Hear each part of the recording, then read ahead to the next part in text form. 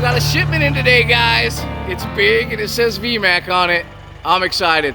Man, my truck is dirty today. I haven't washed her in like, I don't know how long. I've been doing a bunch of dirt work on the property. But maybe it's time I do wash her because I've got a big project coming up. See, I've just recently crossed a milestone, something that we all look forward to when we're making those car payments. I've paid off my truck. Now, the awesome thing about paying off something with a diesel engine is that at the end of paying off your vehicle, at the end of your note, you actually have plenty of vehicle left. Of course, I've got the Cummins engine in my Dodge, but the unfortunate thing is that the rest of the truck is a Dodge. I've been a body tech for years, and I can tell you this, Chrysler does not build very good cars. They do really dumb stuff like put voltage regulators inside a $1,000 computer. So what we have here is a really good engine wrapped in a nice looking body. I love the way it looks, but thousands of little problems of poor manufacturing quality. But these are things we can overcome. And everyone that owns one of these knows that there's 1,000 little tweaks that you can make to fix the problems, not with the Cummins, but with the Dodge itself. So looking at the truck, knowing that she's paid off, what do we do in this situation?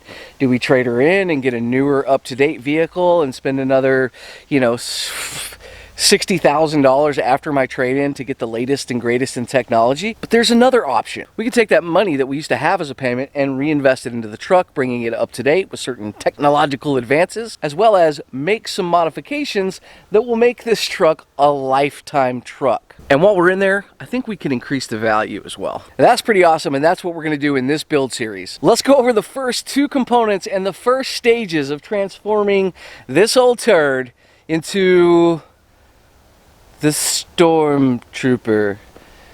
No, it's not a very good name. The White Knight. No. The Ghost. No. Gotta think of a solid name.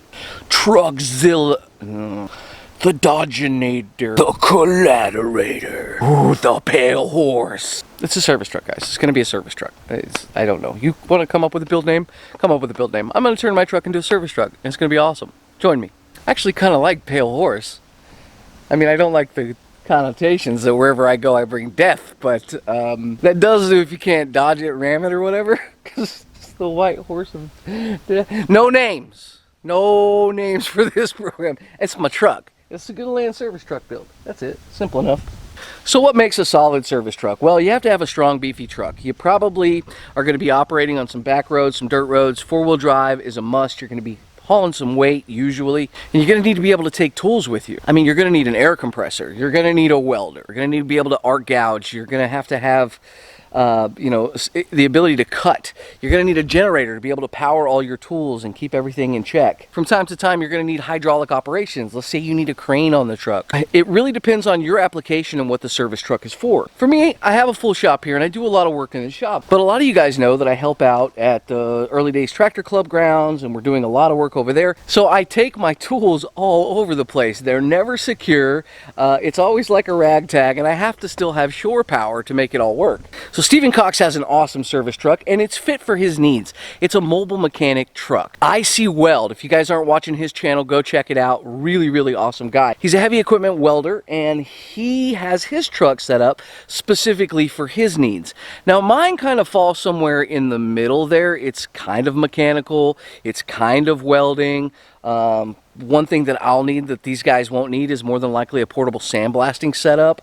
But the number one thing to remember when you're doing a build like this is you need to have every single thing that you require to do the job you're going to do on your truck. You roll up to the job site, you prep for the job, you pull out the tools you need, you get your welder set up, you get your air compressor set up, and there's lines running off of your truck, and then all of a sudden you realize you don't have a 3/4 inch wrench on your truck, or you don't have a breaker bar, you don't have a spud wrench, you don't have some of the things that you're going to require to get that job done. What do you have to do at that point? You got to pack everything back up in your truck, either go back home to get your tool, or even worse, you got to go buy one, because you might as well buy one to put it on the vehicle. That way you have a set of tools in your shop and a set of tools in your truck. So that's the premise of this build, to have a full set of tools, have everything we need to do any job that we would normally do in the shop, except for out on the road. But on top of that, it's got to look good too, right? You're going to spend a lot of money on your truck. It's going to be a mobile office. You're going to drive up to a job site, say, hey, I'm here to fix something, and they're going to look at you, they're going to look at your truck, and they're going to say, okay, there's $100,000 worth of tools in that truck. He obviously got them from somewhere. More than likely, that was the skills that paid those bills, right? This is why welders and mechanics take so much pride in their trucks. So without further ado, let me introduce you to the two components that are going to be like the grounding central theme of this truck. These are going to be where all the work happens, and this is going to be the foundation of our build. I've dreamed of this day since I bought that truck. And here it is, the cat-powered Vmac multifunction unit. It's incredible. Let me show you what it's capable of. The first thing I noticed throughout the entire unit is just the quality in which everything is manufactured. Insulated on the inside for heat and sound. The latching mechanisms are positive and they feel great, but there's not any pressure in closing the door. It's so well manufactured. We pop the door open, we can see that we have our welding leads here. Also, you notice AC 30 amp AC breaker and then AC on switch right here. So you can pop your AC breaker on, and then you have a right bank 120 volt breaker and a left bank 120 volt breaker. Down here there's 1, 2, 3, 4, 5 plugs that we can run our different circuits to wherever we need to go. So if we need 120 at the front of the truck, we can have 120 at the front of the truck. If we need 3-phase at the front of the truck, we can run 3-phase at the front of the truck. That's incredible. You can see we have a nice heavy-duty industrial standoff right here, and what that does is allows your air to come in at a different angle and keep the dust particulate matter down while still operating the radiator and letting the air flow through there. Easy access to the top of the radiator, this beautifully hand-manufactured radiator. We pop this door open right here. We have super easy access to change your filter and also to check your oil. Down here you can see we have a PTO. We can connect pretty much anything we want on there. I elected to connect hydraulics. So I have a hydraulic pump that I can connect in there, and then we can use this as a hydraulic unit. Now we get into the meat and potatoes of what makes her work. So the Vmac Multifunction 6-in-1 gets its power from a Cat Power 311 diesel engine. Oh, this thing's gorgeous. I'll let Stephen Cox talk about that a little more in a minute. As you can see here, fuel and water separator, very easy to see and easy to drain as well, but you can just check the bowl, make sure you got no water in there, and easy access to all your filters. Like I said, your oil filters down here. This is your filter for your air. You have an easy oil drain right here. Just pop this, let it run off. An oil drain on this side as well for the oil separator, and that is your oiling system for the Vmac screw compressor. This is a twin screw compressor, and it is incredible, capable of 45 CFM at 150 PSI. This is what Vmac is famous for. Now they have these set up to where you can run these under the hood of your car. You can run it off of a PTO. You can run it they have diesel, they have gasoline, they have compressor units like Stevens G30 that's just a compressor alone. Really, really awesome. And then we slide down over here, and this unit is the generator, jump starter, battery charger, and welder unit, capable of 250 amps. And you can, it's just, I just love attention to detail. When do you see cap-headed screw bolts drilled through and wire tied like that? I mean, airplanes, I guess.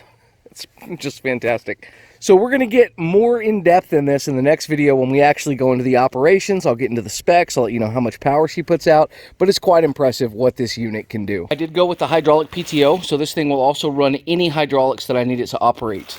So this is the control box that'll be mounted near the unit, and this is WELD 0 volts DC, 12, 24, 36, or 48, and then you can crank up the amps right here.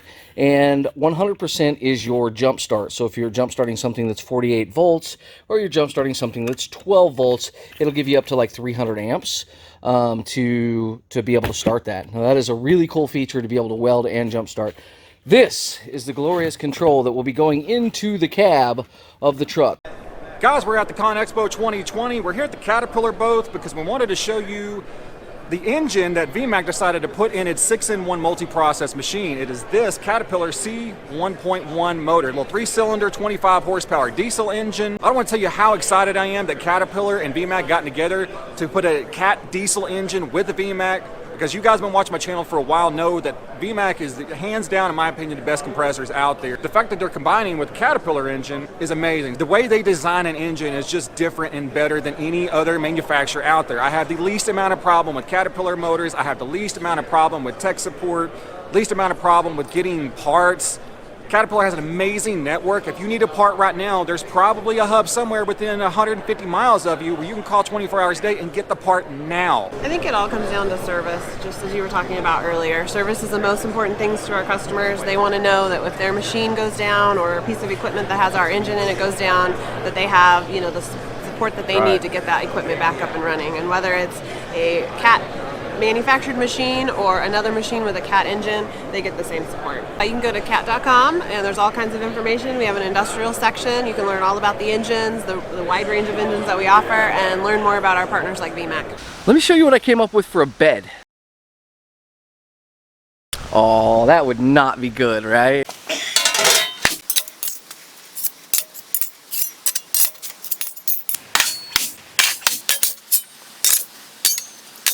What's awesome about this has been in the shop for about a month, right?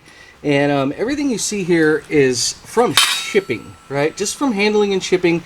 You're going to get a little bit of surface rust in them. But the reason it stopped where it was, is because of Mr. Cool. And that's the channel sponsor here on the Good of Land, and I'm telling you guys, if you don't have an air conditioner in your shop, it just increases your productivity so much. It keeps all of your extremely valuable tools from rusting. And if you're like me and you got 6 projects in the air, occasionally you're gonna leave some metal sitting out that will just rust, and you're gonna have pitting, and we don't have any of that because we have temperature control as well as humidity control. It's raining right now, it's 100% humidity, and inside the shop it's at like 13. Awesome. I'll put a link in the description where you guys can get a mini split system for your house or your shop like I have. They're not expensive, they're super easy to install, and they just make sense. Obviously, I'm very excited about this kit. This is the DD Fab bed kit for my truck. Now, these are the parts you get that are all plasma cut out specifically for the design to fit my truck perfectly. And this is an amazing way to make your truck look super cool but save a ton of cash. If you know how to weld, this kit will save you thousands on a bed as well as thousands on material. See, this is the only material that they send, but they do send a blueprint with a cut sheet. You cut all the other pieces yourself, you buy them at cost, you don't have any markup on that, and when you're done, you're going to have a one-of-a-kind bed specifically made for your truck. As you can see, we opted for the fender line with the Cummins logo in it, and I love that. It's awesome. And then we got the DD Fab up front, so this will be the side edge of our truck. We did want a headache rack, so we got headache rack pieces, as well as the full back section and all the other components.